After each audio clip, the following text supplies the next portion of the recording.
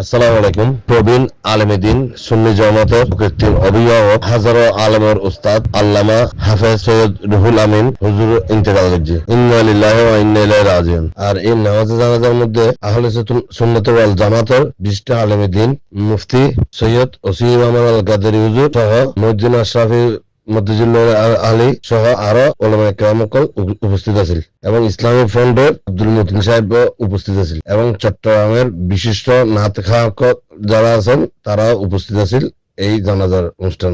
ওনার লাশ দাফনের পরে লাশের পাশে সমস্ত আশেকান ভক্ত মুরিদান কল যারা আছে ব্যাকরণে দোয়া নিরাত কিয়াম দোয়া করি ওনার মাগফিরাত কামনা করে। শহীদ জি অনলাইন টিভি চট্টগ্রাম।